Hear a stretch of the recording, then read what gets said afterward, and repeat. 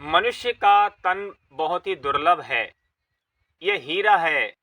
यह समस्त योनियों में सर्वश्रेष्ठ है। क्यों?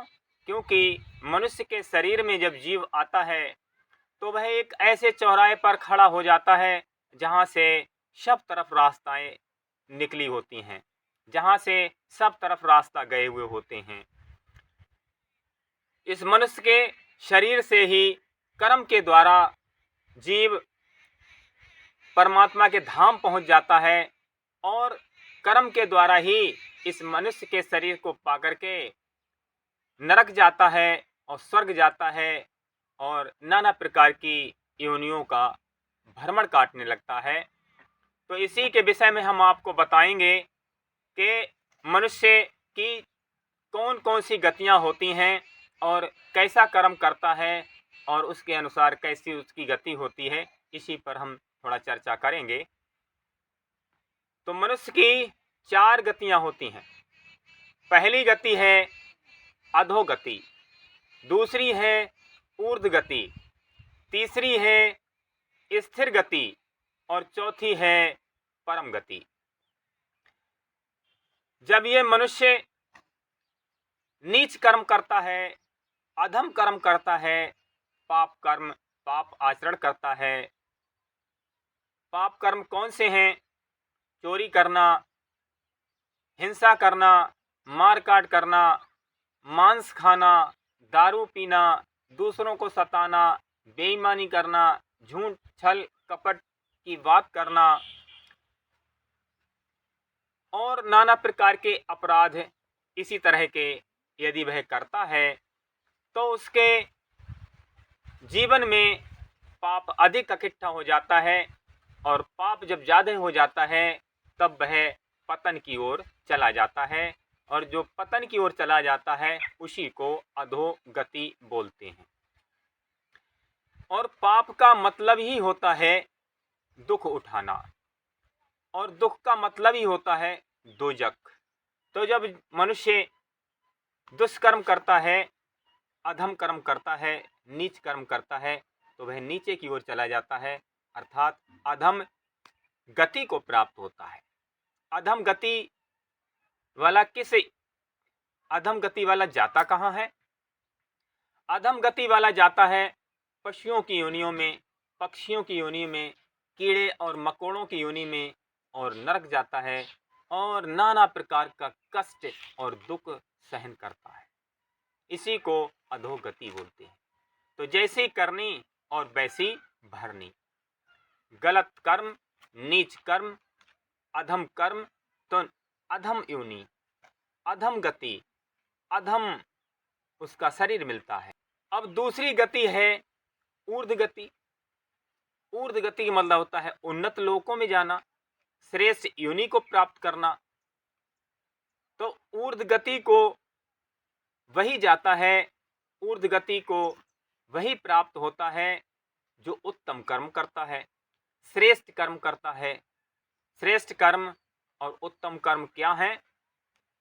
ईश्वर की भजन भक्ति करना, भजन चिंतन ध्यान में अपने मन को लगाना, ईश्वर का गुणानुवाद करना, कीर्तन करना, शास्त्रों का अध्ययन करना, दान करना, संत महापुरुषों का, सद्गुरुओं की सेवा करना और अच्छे लोगों की संगति करके अच्छे कर्मों में निरंतर लगे रहना, अपने चित्त, अपने मन और अपने हृदय इंद्रियों की शुद्धि करना।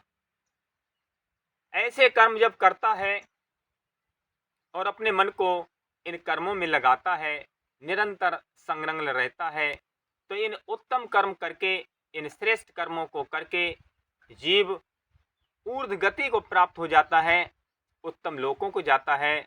ऊर्ध्व गति और उत्तम लोक क्या है? स्वर्ग को जाना।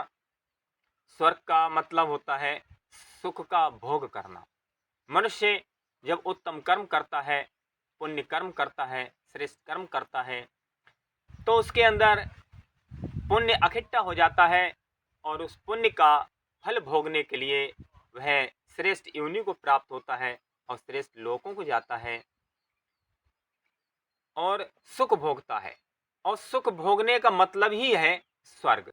स्वर्ग इसी तरह का है जैसे कोई मनुष्य धन कमा लेता है और उस धन से बढ़िया भोजन करता है, बढ़िया मकान बना लेता है, बढ़िया गाड़ी से चलता है और अच्छे कपड़े पहनता है, इज्जत, सम्मान और आदर प्राप्त करता है और बड़े ही सुख और सुविधा आनंद से जीवन जी लेता है। लेकिन जब उसका पैसा खर्च हो जाता है, उसका धन खत्म हो जाता है, तब वह फिर पैदल हो जाता है। तो स्वर्ग का सुख भी इसी तरह का है कि लंबे समय तक अपने किए गए सद्कर्मों के फल को भोगने के बाद फिर पुण्य की पूंजी जब समाप्त हो जाती है तो मृत्युलोक में आकर के फिर गिर जाता है। गीता में भगवान कृष्ण कहते हैं कि तेतम भुक्त्वा स्वर्गलोकम विशालम क्षीणे पुण्य मृत्युलोकम विसंति, कि अपने पुण्य कर्मों के सद्कर्मों के फलस्वरूप विशाल स्वर्गलोक का लंबे समय तक सुख भोगता है और जब उसके पुण्य का फल समाप्त हो जाता है तब वह पुनः मृत्युलोक में आकर के गिर जाता है। तो अधोगति में जो गया हुआ होता है वो भी अपने पाप कर्मों की सजा भोगने के बाद, दुख उठाने के बाद फिर वहाँ से निकल करके आ जाता है। और स्वर्ग गया हुआ, ऊर्ध्व गति को प्राप्त हुआ जीव भी अपने सद्कर्मों के फल को भोगने के बाद जब उसके सद्कर्मों का फल भोगने में आ जाता है, उसके पुण्य की पूंजी जब समाप्त हो जाती है तो पुनः मृत्युलोक में आकर के गिर जाता है। पहली गति है अधोगति, दूसरी ऊर्ध्व गति। अब तीसरी गति कौन सी है? तीसरी गति है स्थिर गति। जब मनुष्य के जीवन में अच्छे और बुरे कर्मों का फल समान होता है, अर्थात उसका पाप और पुण्य दोनों समान होते हैं, तब मनुष्य स्थिर गति अर्थात जिस अवस्था में होता है उसी अवस्था में फिर दूसरी योनि में पहुंच जाता है, अर्थात पुनः मनुष्य के शरीर को पा करके इस धरती पर जन्मता है। और चौथी गति है परम गति। परम गति वह है जो पाप और पुण्य से ऊपर उठ जाता है, तब वह परम गति को प्राप्त हो जाता है, जहाँ से इस जीव का आवागमन समाप्त हो जाता है।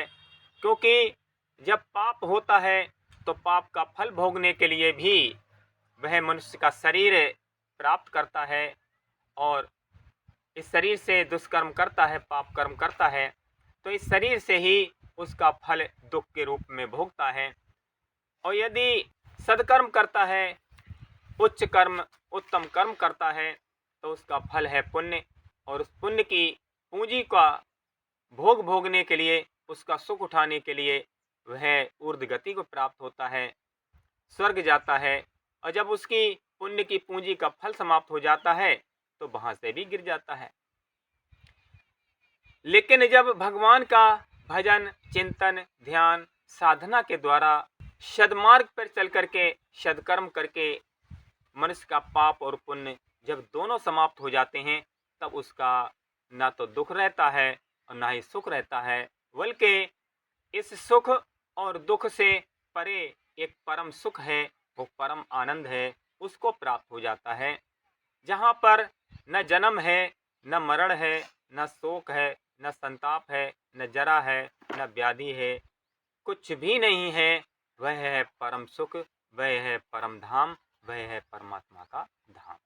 परम गति एक ऐसी गति है कि जहाँ पर पहुँच करके फिर जीव आवागमन से छूट जाता है और उसके समस्त दुखों का नाश हो जाता है, अंत हो जाता है। वह परम गति कैसे मिलती है? ईश्वर के भजन, चिंतन, ध्यान, साधना, तपस्या के द्वारा ही उस परम गति को प्राप्त होता है जीव। जब परमात्मा की भक्ति करके जब परमात्मा को पा जाता है, परमात्मा की अनुभूति कर लेता है, अपने आत्म स्वरूप का साक्षात्कार कर लेता है, तब उस आत्म स्वरूप को पा करके मनुष्य पाप पुण्य से ऊपर उठ जाता है और परम गति को प्राप्त हो जाता है। तो 4 प्रकार की यही गतियां हैं। अधम कर्म करने वाला अधोगति जाता है, दुख उठाता है। उत्तम कर्म करने वाला, ऊर्ध्व कर्म करने वाला ऊर्ध्व गति को प्राप्त होता है, अर्थात सुख भोगता है। स्थिर गति का मतलब है कि पाप और पुण्य दोनों को समान रूप से इकट्ठा करता है, तो स्थिर गति को प्राप्त होता है। इस धरती पर मनुष्य के रूप में आकर के जन्म लेता है। और परम गति उसको कहते हैं जो पाप पुण्य से ऊपर उठ जाता है, जहाँ पर न पाप है, न पुण्य है, न सुख है, न दुख है, न जन्म है, न मरण है, न शोक है, न संताप है, कुछ भी नहीं है, केवल परमात्मा का स्वरूप है, परमात्मा का लोक है, जिसको हम सत्यलोक बोलते हैं, जिसको दूसरी भाषा में हम मोक्ष या परम पद कह सकते हैं, परम आनंद और परम सुख की अवस्था कह सकते हैं। तो यही 4 प्रकार की गतियां हैं जो हमने आप लोगों को बताई। और अब आप पर निर्भर करता है कि हमको कौन सी गति प्राप्त करना है, हमको किस मार्ग पे चलना है,